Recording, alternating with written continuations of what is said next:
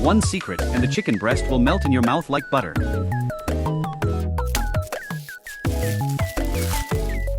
Score the chicken breast lengthwise. Fill the chicken fillet with ice. Bring the water to a boil with sodium bicarbonate. Boil the chicken breast for 6 minutes. Season to taste. Fry the chicken fillet in the pan with butter. Fry the sliced potatoes with thinly sliced onions, grated garlic,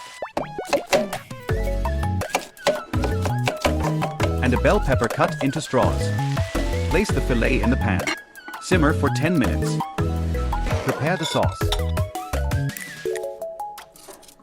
Brush chicken breast with sauce. Bake for 20 minutes.